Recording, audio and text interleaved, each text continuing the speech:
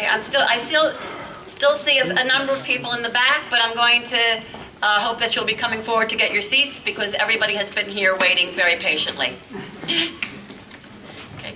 Thank you so much for coming to Session 4 of Spirit, the stimulating program initiative for retirees that inspires thought.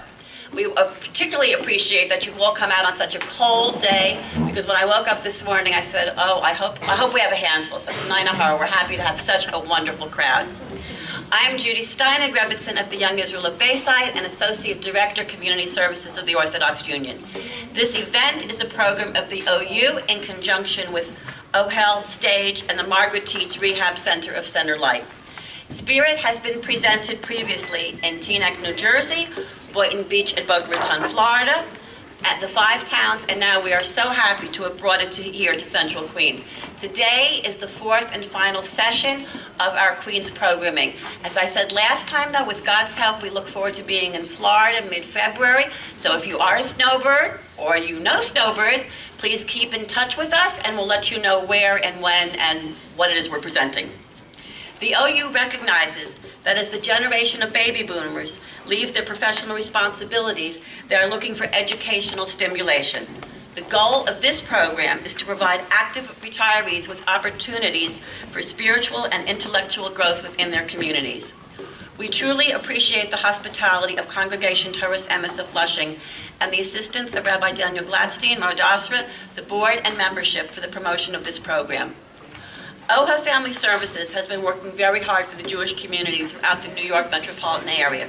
The OU has been partnering with OHEL on many levels in numerous programs over the years. Our presenter from Session 1 is a staff member at OHEL who spoke about various family dynamics. That presentation will be available shortly at oucommunity.org, where you can view all of the Spirit programs, all the ones that we've had now and the ones from the past programs. STAJE is an organization that works with retirees to bring Jewish meaning to their next stage of life. We want to welcome Rabbi Aryeh Borsuk, who has recently joined the STAJE staff as executive director.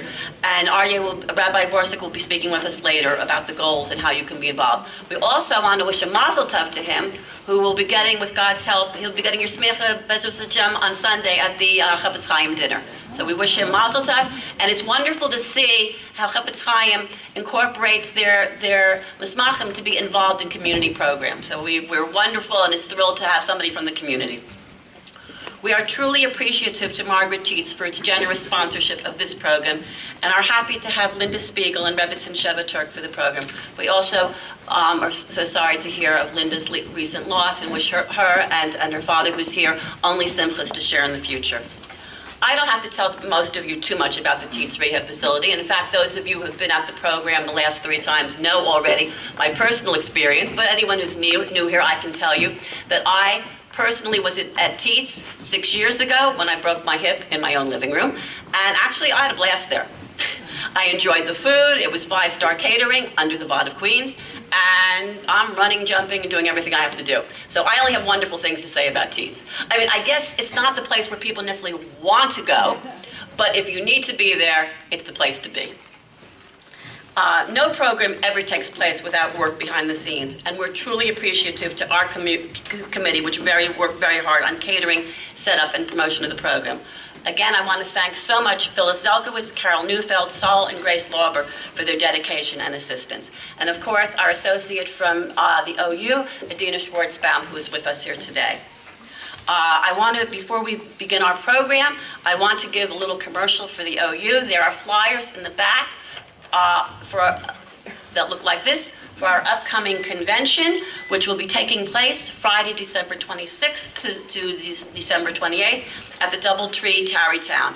We want to encourage everyone to make reservations for this program. It's going to be, they'll be talking about heightened global anti-Semitism, bringing women to the communal leadership table, instilling spirituality in our children, day school affordability, prenuptials and postnuptials, things that are important to talk about with our children.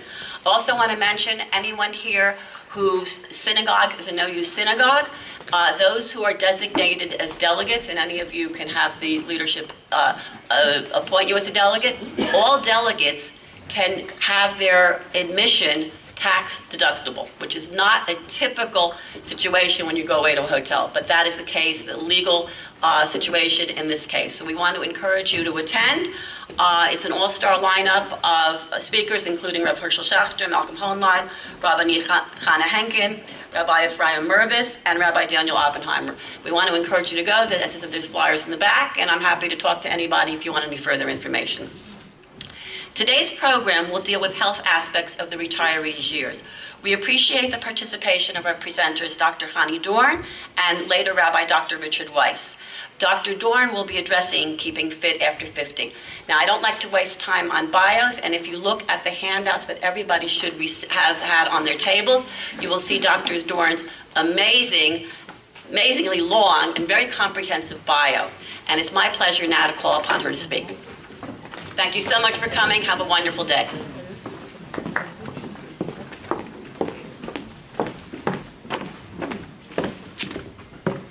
Good afternoon, everybody. I want to thank Reverend Steinig and the OU for inviting me to speak. And specifically, what I'm going to try to cover is mental fitness, cognitive fitness, how to keep your brain fit after 50. Can't hear me? Sorry. Not working. Is that better? Nope. Still not better? Speak up. Okay. Is that better? Yes. Okay. Okay, so I'm going to try to talk about brain fitness as we age. There are normal changes to our brain as we age. It's God's humor that generally things get bigger as we get older, but our brain actually gets smaller as we get older. So what happens actually is there are more spaces between the ventricles in our brain, and it takes longer for signals to be sent. So our thinking slows down somewhat. It is a myth that there's uncontrollable and irreversible cognitive decline as we get older. There's been research that shows that it is mostly fear of failure in older adults that keeps them from doing the types of thing and making the types of commitment necessary to keep their brains fit, and therefore when their brains are not as fit, they become even more fearful, and so it becomes a negative cycle. So I'm going to try to talk about three things. One are lifestyle factors that can help keep your brain fit. In between, I'll mention a couple of strategies, which aren't exactly exercises as are in the handout, but a couple of strategies that can help register information, process information, and help us to recall it. Okay. The first lifestyle factor is just physical activity. Anything you do for your body is also, that's good for your body, is good for your brain. It increases blood circulation, which brings oxygen and nutrients to your brain. So any kind of exercise can be helpful. Secondarily, it helps by reducing the possibility of things such as stroke, heart disease, stress, and depression, which can also contribute to cognitive decline. So if you walk daily or join a Fit for Life program where they guide you through exercises, either sitting or standing, that can be helpful. The second one is diet. So a fit brain requires that we eat a healthy diet. I generally tell people try to follow the current dietary guidelines because they change all the time. But generally low fat, high in fruits, vegetables, whole grains, and protein. Antioxidants, which get a lot of play in the media, are important because they do protect us from disease and aging.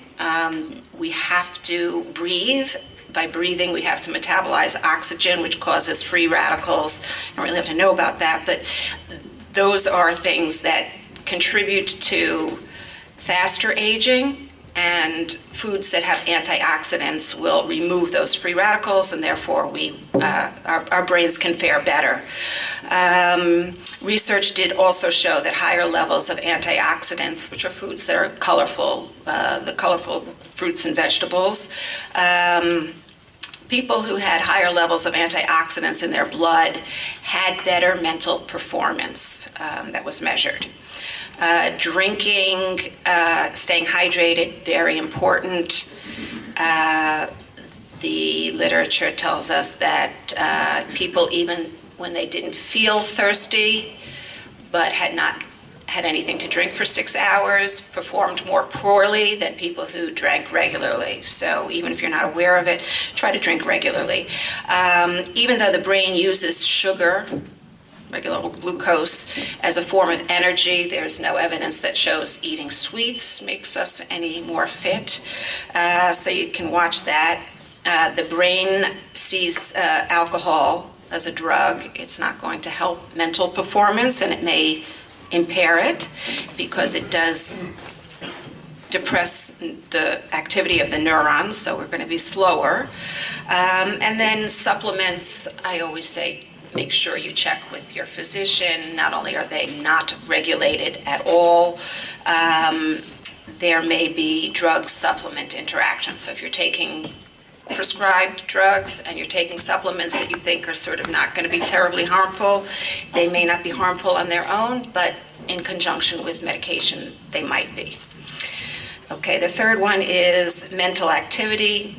Do puzzles, do cognitive exercises, add them to your daily routine. Some people already are in the habit of doing the crossword or a jigsaw puzzle. It could be brain teasers or word search. You can read, paint, play chess, mahjong, anything that sort of gets you mentally active. As we get older, we should consider medical conditions because these have an effect on our brain fitness, even viral or bacterial infections, especially in the elderly, can impact brain functioning. Chronic illnesses such as hypertension and diabetes are associated with mild decline in mental performance. We can't always take care of those directly, but the better we watch medical conditions, the more optimally our brain can work. And also consider sensory impairments such as vision and hearing. I've cured many people on the very first day that I've seen them by recommending they have a hearing or a vision exam, and with a new prescription or a working hearing aid, all of a sudden they're actually registering the information that's coming at them and therefore recalling it. Fifth one is sleep, fatigue, and certain sleep disorders with snoring or apnea have been associated with lowered brain performance. Also, as we age, many people complain of sleep disturbance, either frequent use of getting up to use the bathroom or medication side effects. And since fatigue also directly interferes with attention, it compromises our brain functioning. So you should feel rested upon awakening, and if not, you should look at changing the bedtime routine, maybe a warm bath, warm milk, use sleep medications if necessary, but very sparingly because they cause a whole cycle of dependency. Medications themselves, memory is frequently impacted by unwanted side effects of medications. If they're prescribed, we need to take them, but we should be aware that as we get older, our metabolism slows down, and therefore medication stays in our body longer.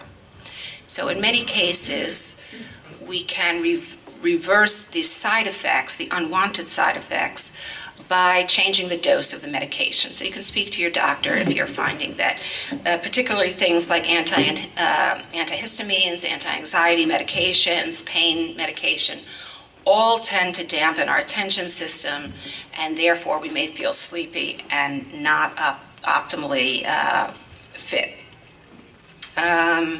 Depression, preoccupation with negative thoughts distracts us from paying attention and concentrating. Those are two cognitive skills, mental skills that are necessary for us to get through our day successfully.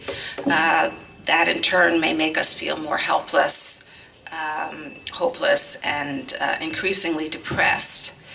However, there are many people who suffer from what they feel are memory difficulties that are actually suffering from depression. It is called pseudo dementia. So people come in and complain about their memory, but if you determine it's depression and they're treated for depression, the memory and the brain functioning, mental performance rises, it improves.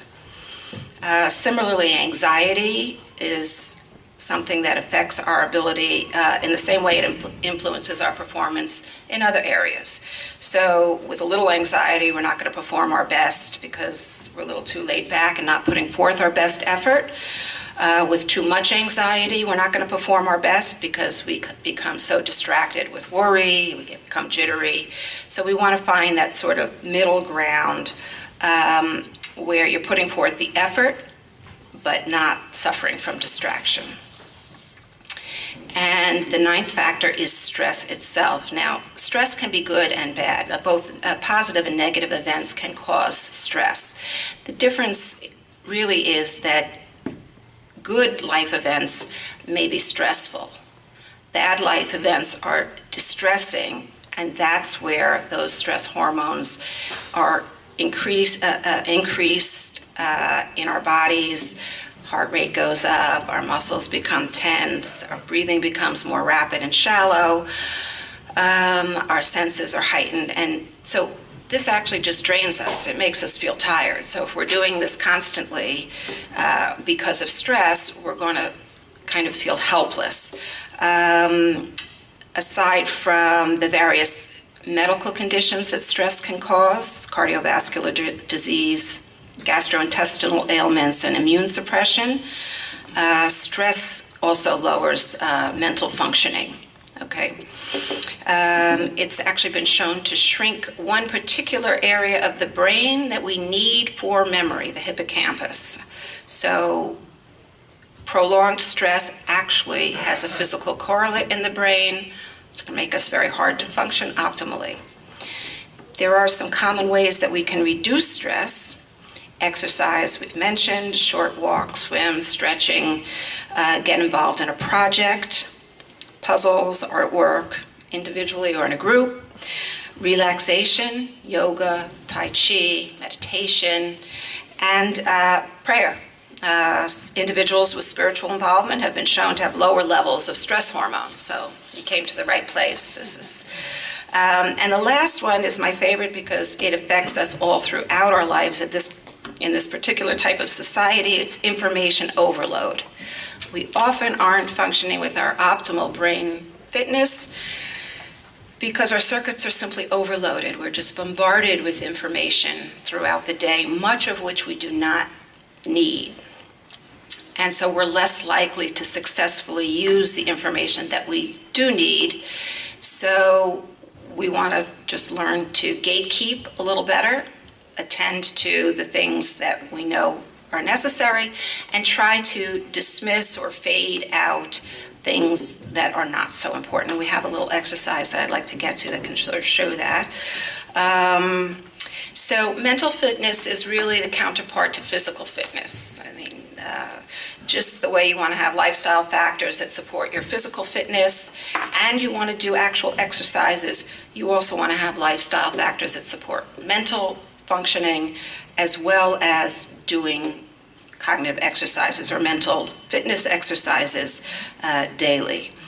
I'd like to talk about some of those exercises, but before I do, there's one other bridge sort of that is going to help us to stay fit mentally, and these are just tools to be aware of. So if you want to build a bookcase, you need a hammer and nails.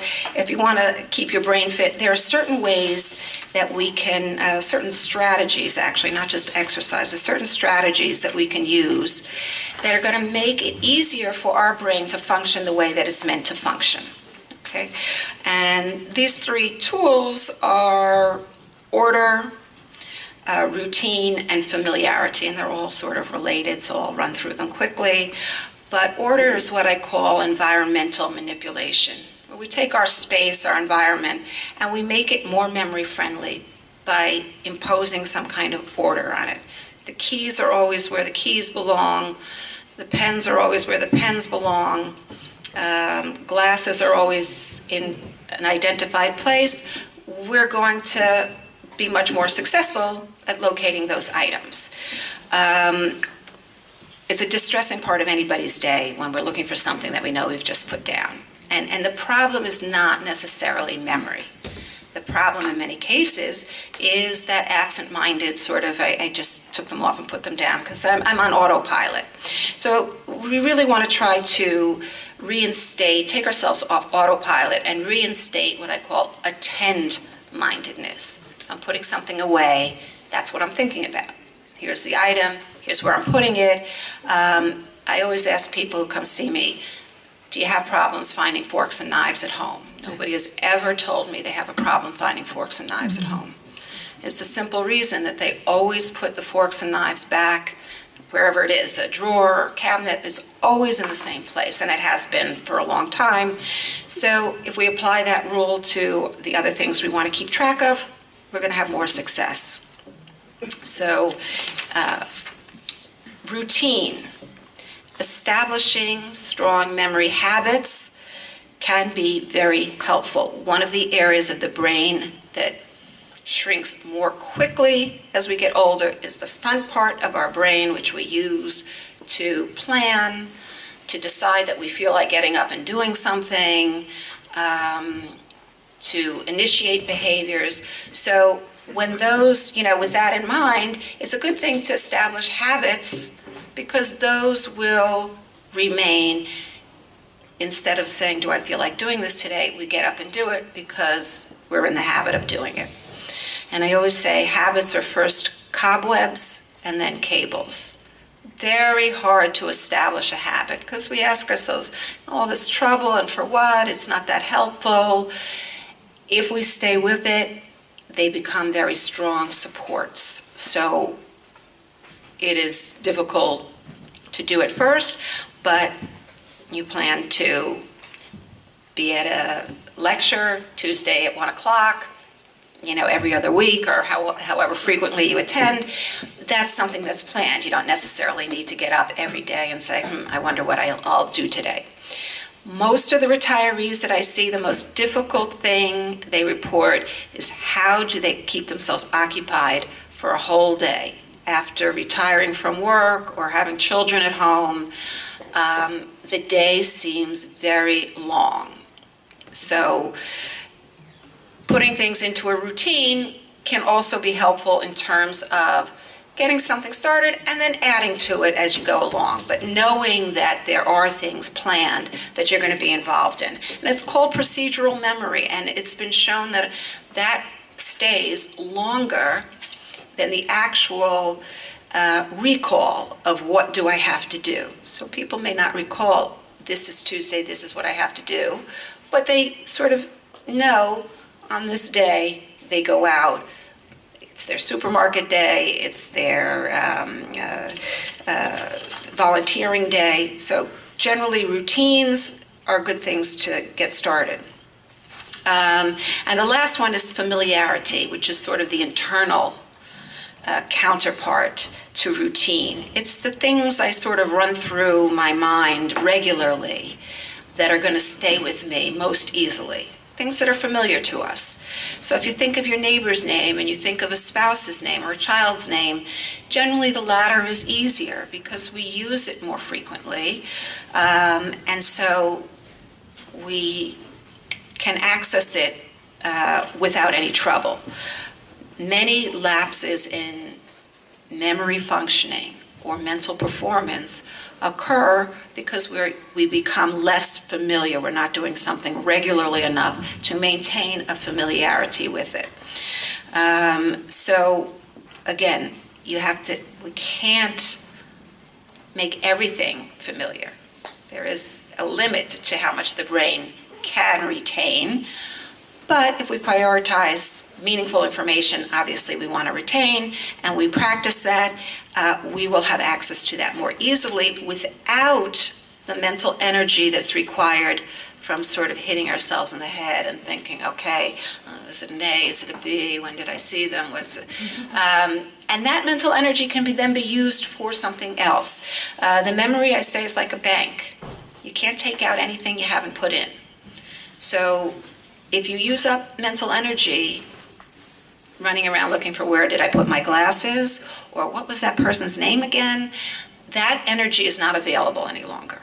at least until after you're rested. So if we can save those little pieces, all that conservation of mental energy can then be put to things like interacting socially, reading, or problem solving, other things. Some of the reasons we forget: distraction. Okay, we're unable to actively attend to information when we're getting it because maybe something competing is coming in. We may be doing, maybe us, we may be doing more than one thing at one time. So you're talking on the phone and you're potchking around the house and doing other things. I always say the big factor in memory impairment was cordless phones, because now people talk on the phone while they're walking around. So you either hang up and say, what did I tell them I was going to meet them? Or you're likely to have put something away while you were concentrating on your phone call and therefore not remember it. So brain was made to do one thing. If you sat down attached with the old-fashioned cord to the phone, you focus on your conversation, and then you go do other things. Stress we spoke about. We forget sometimes because we're stressed. Solution would be relaxation, or if you certain things we can't relax away. So you might turn to taking notes or having somebody sort of give you a reminder. Sometimes we forget because one exposure to information is not enough, either because we're not attending strongly or enough, or because it's complex, and so we didn't get it the first time, and we may have to go over it again. So twice is nice. If you can look at something again or hear something again, you may find that, in fact, because you're comprehending it better and more fully, you're going to remember it better. Okay, so I want to now turn to some of the exercises. Now, I gave out a little packet. Most of those are just that you could take home and sort of look at. They're pretty self-explanatory. But I do want to go through the, I don't know what page yours is. It's the selective attention task. Oh, that came out very small. Wow. Okay, I don't know if you're, mine's nice and big, but the idea is, I don't know, can you see that little block of numbers, the first block of numbers there? Okay, so here's what I'm going to ask you to do. I'm going to ask you to go through, to scan those few lines of numbers and just scratch out or circle the number 3 every time it appears. But I'm going to keep talking. I'm going to read something while you're doing that. So you're going to focus on catching all the 3s that you can, and I'm going to read something else, okay? So go ahead and do that. We're not going to do all the timing. I just want to give a little example of what that's involved in. Because improvements in attention have been shown to lead not only to improvements in attention skills themselves, but also memory, learning, and levels of independent living and return to work. Okay, so the first task is just a simple selective attention task. You're going to try to block me out while you're looking for all the 3s.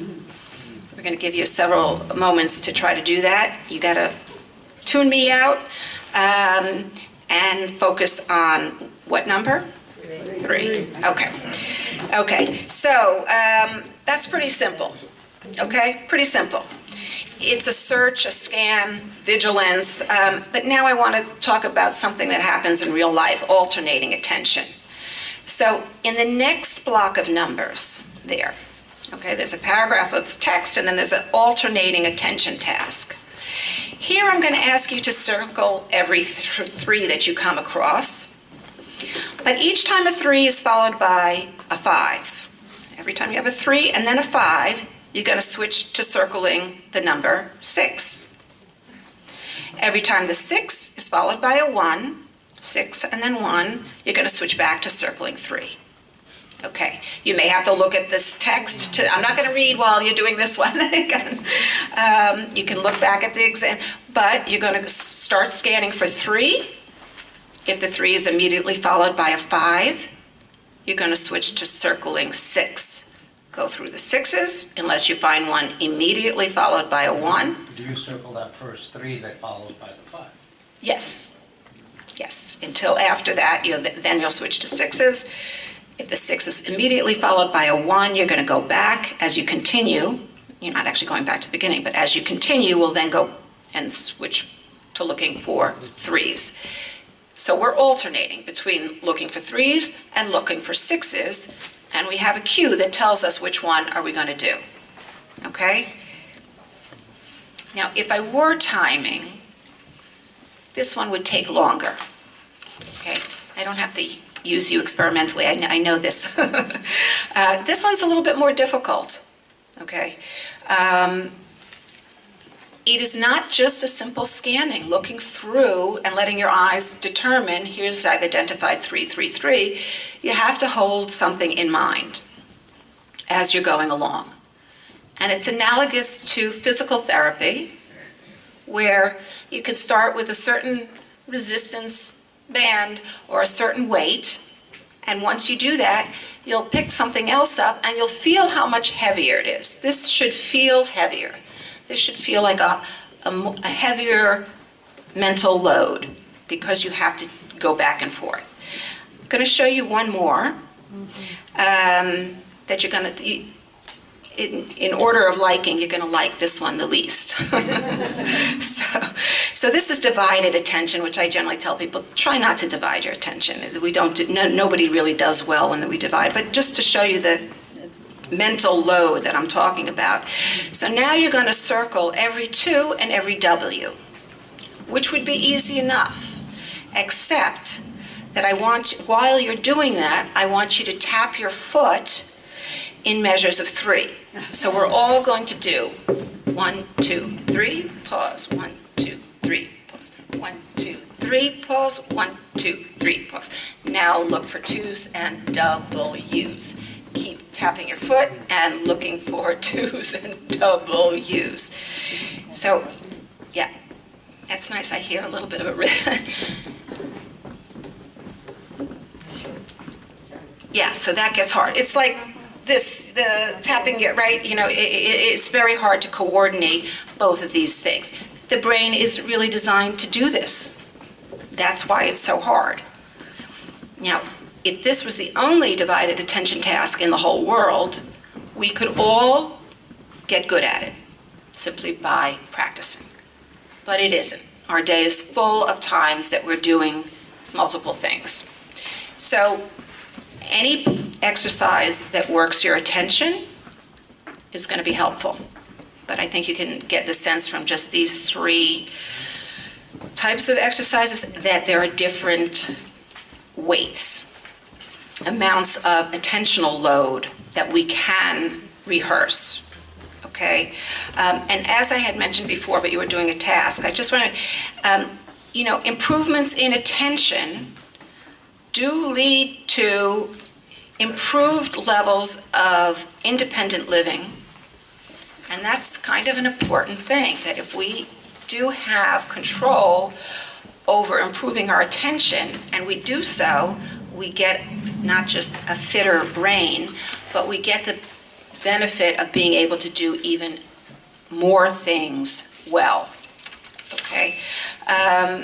And then I'll give you, aside from the little exercises that you have in the booklet there's other ways that you can exercise a little bit in the morning, a little bit in the afternoon, at home, don't have to go buy anything.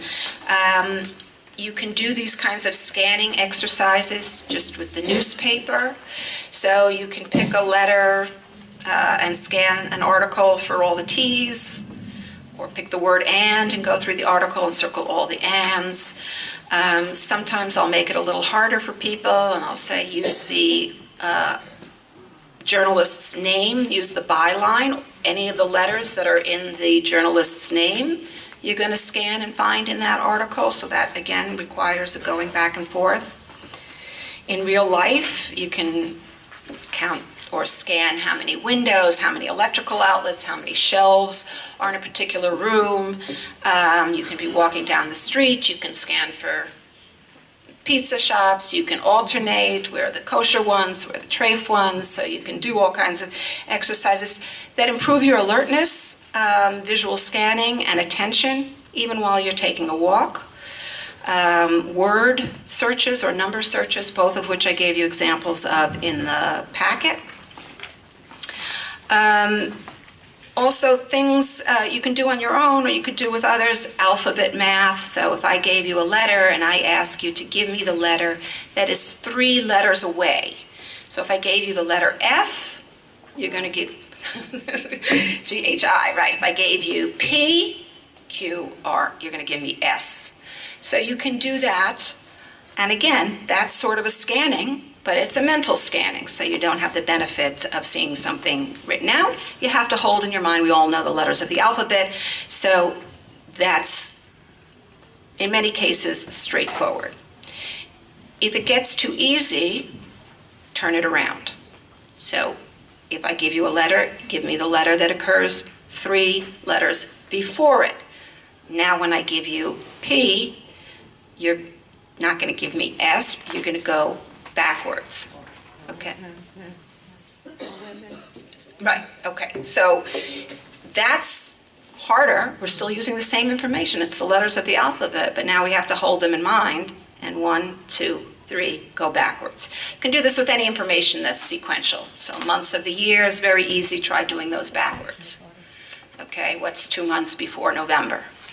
If that's too easy, try doing the Hebrew months. That gets a little harder. And if you can do those backwards, you can come tutor me. That's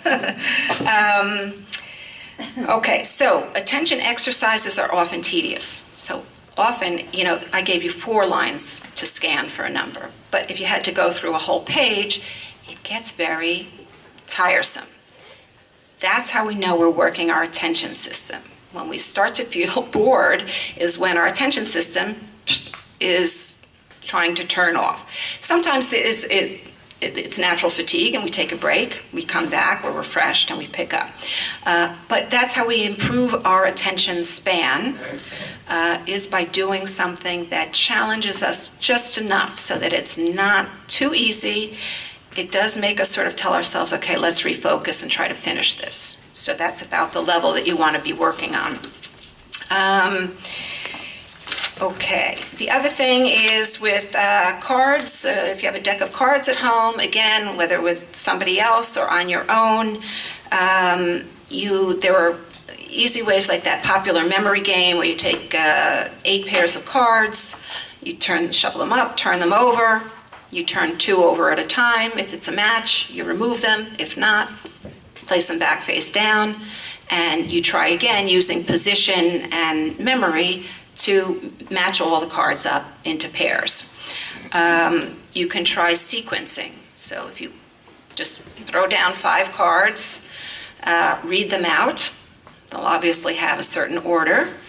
Hopefully you won't have duplicates of anything, but then you turn them face down and try to uncover them from least to greatest, from the lowest to the highest. So then you then have to remember, where did you put, it was the 2 and then the 5 was over here, and so on and so forth. So that's, again, using memory. You start with 3 cards, make sure you got that. You could add 4 and then 5. And logical rehearsal. So if I take a card out of the deck, I have the 2 of diamonds, right? It's a red card. This you have to do with another person. They get to ask you questions to determine which card you have. They can only ask yes/no questions. They try to do it as quickly and efficiently as they can. So, is it a black card? No. They know it's a diamond or a heart. Is it a heart? No. They know it's a diamond. Is it greater than 5? So they can sort of ask these questions and hone down until they solve the problem and tell you which card you have. Other ways to do this without cards, rehearse numbers. Rehearse your telephone number. We never use our numbers anymore. Sometimes I get, so panicked when somebody asks me to put down my number, and I think, my goodness.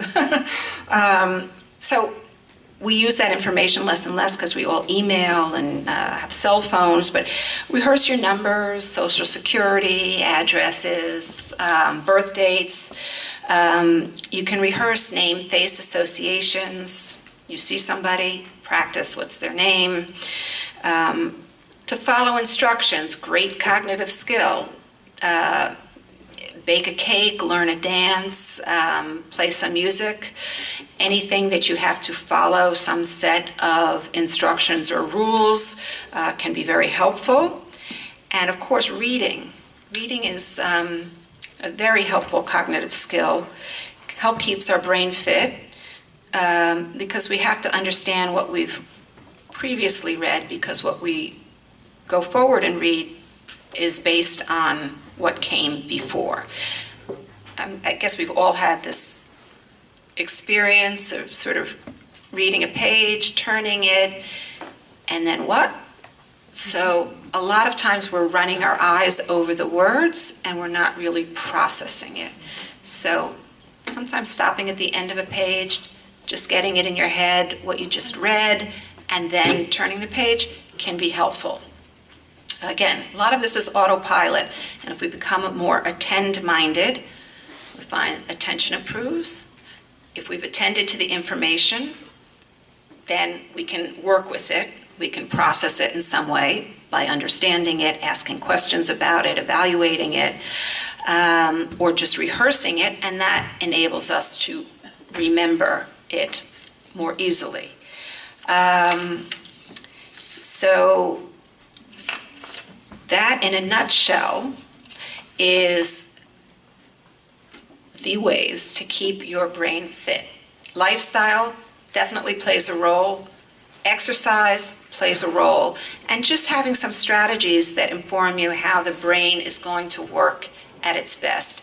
Again, I always come back to the analogy between physical fitness and mental fitness. If you're doing the running and you're doing the stretching, but you're doing the smoking and the drinking, you're countering the benefits that you're getting from the healthy behaviors. So lifestyle factors are important because if we have control of those, which we, in many cases we do, then the exercises that we do are going to show a bigger benefit.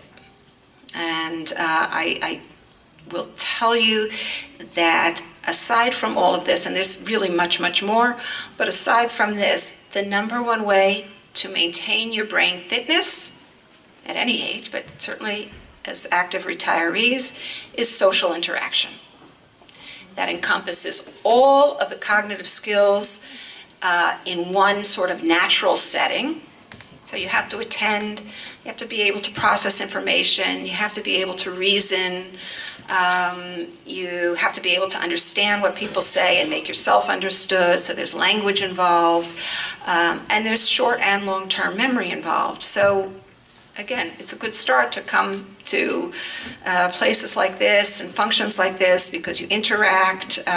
It can be in a smaller group and it can be one other person, but social interaction, if you did nothing else except took care of your health and interacted with others, you will have a benefit over people who are more alone or don't value the interaction.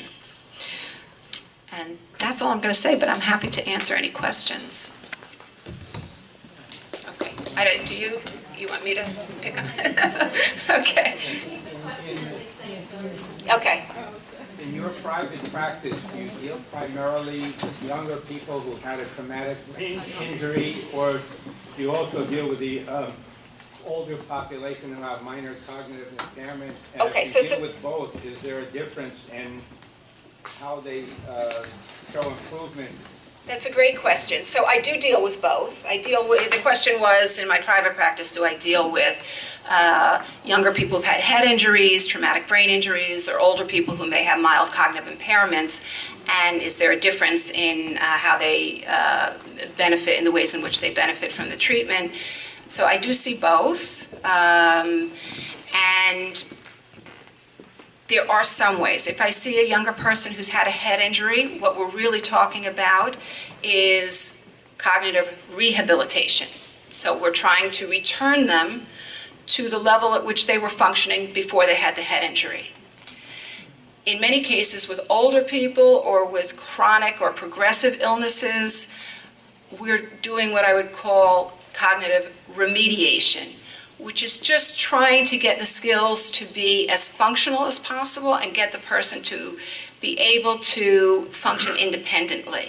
So it may not be the level at which they were functioning when they were 30, but it will be an improved from when they come in. So there will be improvement in both cases, but not necessarily to what we call the pre-morbid level of functioning.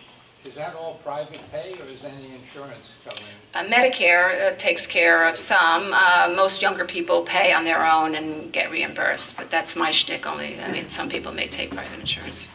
Yeah, I'm just wondering, I remember everything since I was a little girl, but if I go to introduce somebody, someone I know very well, I just forget the name. So how come I remember so far back? Right. It's not uncommon. People will often tell you that they remember the language they used as a child, their first language, better than the language that they've used for the past 50 years. Somehow the language they used for the first 10 years is... But I'll also tell you that forgetting names is a big problem, again, in our society. This is a fairly new thing. This was not always what people presented with historically as they're forgetting. Part of the problem is we don't use names formally as much as we used to. So I rarely greet my neighbors by name, good morning, Mr. and Mrs. I just say, hey, how's everything? Hope everything's well. We know who they are, so we're not thinking that. But when you're confronted with having to introduce them, you haven't kept it familiar enough. And so that's where sometimes that is. If you rehearsed it, and sometimes just the very act of being completely mortified, you then remember that person's name for a long time. So sometimes that just kind of panics us into better recall. But it's not uncommon. Yeah. Do you see television as a detriment or an asset in terms of memory function? I see television as an asset, but not to the exclusion. It is it's passive attention. So it is good for attention skills. I give people all kinds of exercises using the commercials to try to work out their brain, but because it is passive, it does not take the place of something that requires you to formulate a response where you really are on the spot.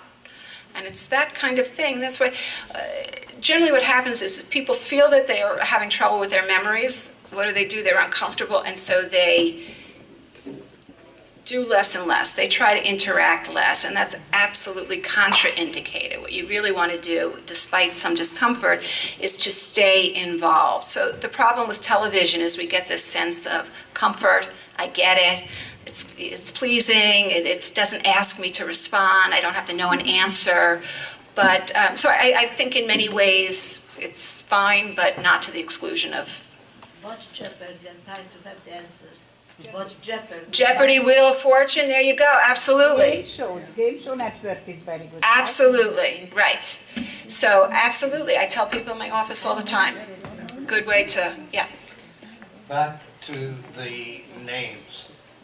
I have always had a problem with names, but the reverse, I will remember somebody I met 35 years ago and say where we met, what we discussed, and what the circumstances were. But 5 minutes after I've been introduced to them, please don't ask me their name. Okay, so again, all of those other things that you described, place, situation, interaction, That's always been the case.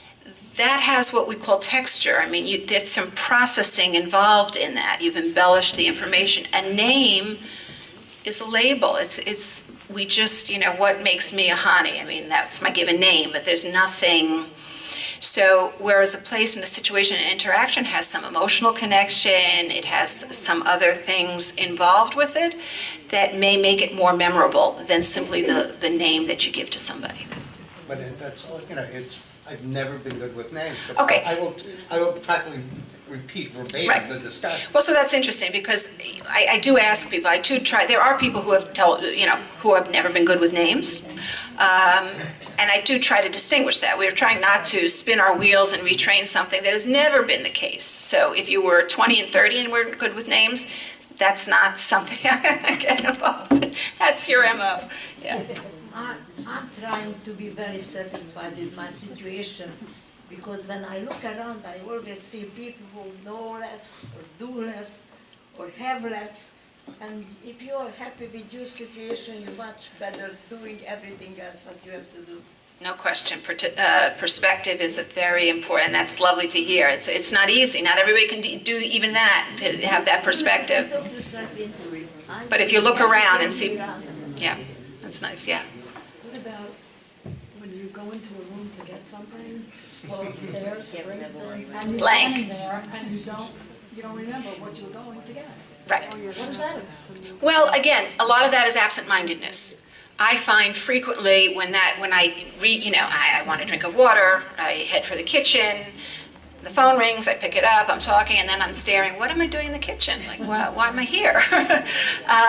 So some of that is distraction. It doesn't have to be an external distraction. That's what confuses me. Yes, I have a thought. Okay, maybe I thought I heard a noise, and so I turn around. Maybe I see something fell on the floor. I stop to pick it up.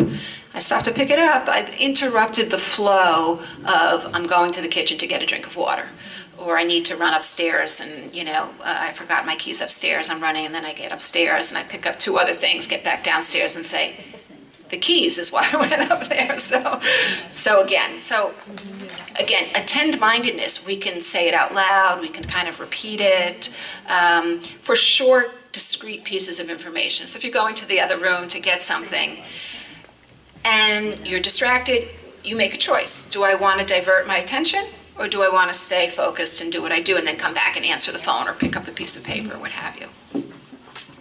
On the computer, there's something called luminosity. What is it? Is this worthwhile? I've never, a relative of mine said, why don't you click on this site? So, I'm sorry, yes. So the question was that there is something on the computer, a site for brain training called Luminosity. And is that worthwhile? So I know I said that attention tasks are very tedious.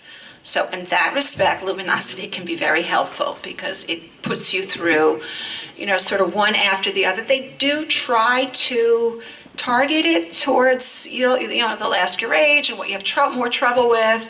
I think everything is helpful. I really do. I think, do anything and everything that might increase the level of cognitive stimulation that you're getting. The only time I say sometimes it creates frustration. Somebody feels they're not doing it well or they're not advancing. At that point, we may be undermining the benefits. But in general, the people who can log on and set up an account on Luminosity can do the exercises. And I would say absolutely, it's another way that we can bring things into our home to keep us kind of sharp. Yeah. You were talking about overload before, and sometimes if I'm on the treadmill, I might want to read. Is that detrimental? Should I not be reading and doing the treadmill at the same time? Is that a personal? I'll ask you 2 questions. Do you fall off the treadmill? No.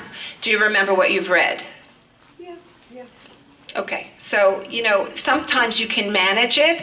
In general, I tell people, because what we're trying to do is put, as I said, sort of establishing good memory habits. So there are things you can do now. You may not be able to do them as well going forward, but if you can gauge whether you're doing it well now, and the answer is yes, I would say sure. Why sell yourself short? But at the point at which you're finding you're not running, or you're not stable, or you're not remembering what you've read, then you're overload and you should cut back.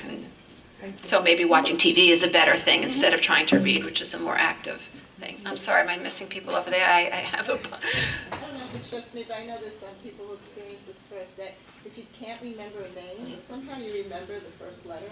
Right. So, why is that? Again, it's cute. It's sort of, you're trying to figure out which door the information is behind, and so if you can narrow it down, it was the red door, at least you have a chance. It was an R, so I'm going to get to it. It is most of what I spend time training are ways to recall information sort of going forward. How do you recall older information is sort of hard to deal with because I don't know all of your memories, but so one of the ways is situationally, which this gentleman was mentioning. Another way is just, you know, was it an A, was it a B, was it a C, and trying to figure out something will strike you as somewhat familiar, and from there you might just run through names. Yeah, ooh, okay, I'm sorry, I'm gonna go over here. What do you do if you're in the middle of a speech and you have, quote, a senior moment? Okay, so that's a great question. I tell people there's a difference between sort of speech and communication. So if you're in the middle of a sentence, the question is if you're in the middle of a sentence and you lose a word, what do you do?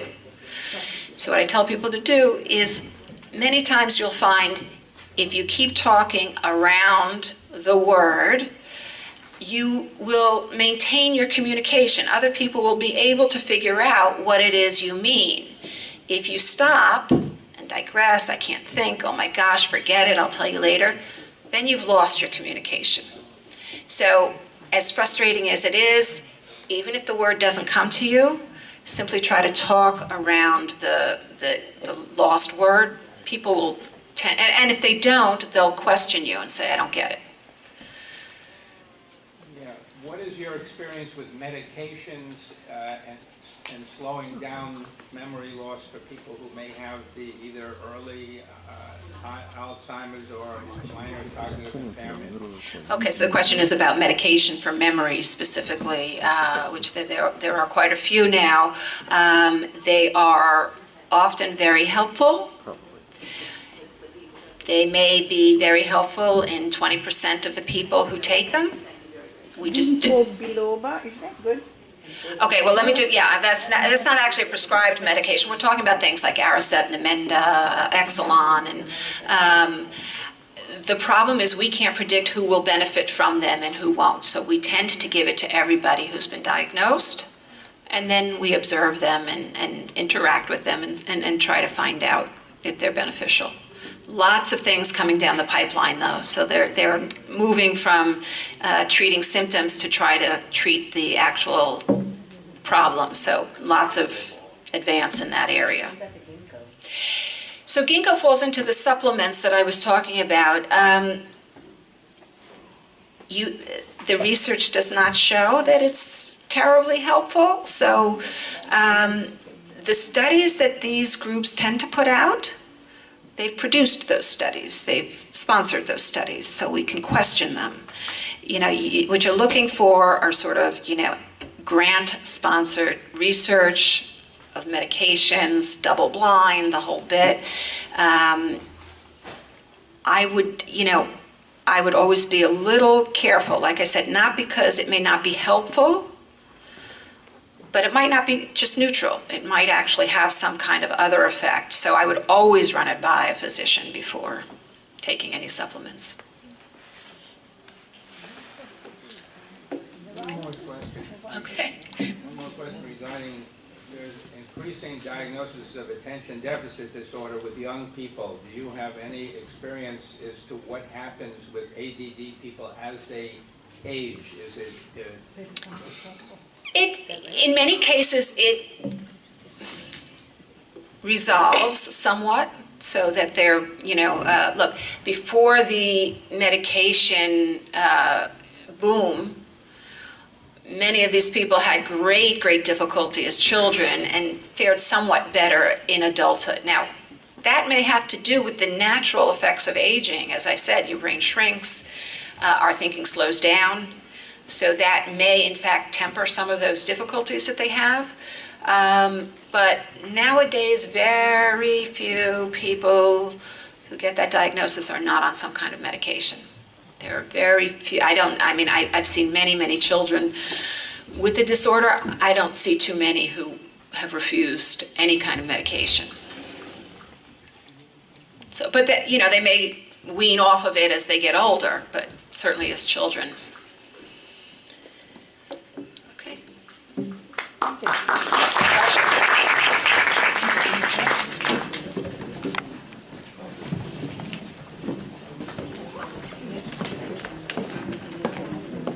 We want to thank Dr. Dorn so much for sharing all of her insights with us and giving us all those practices. I'm sure it's going to keep a lot of us busy tonight.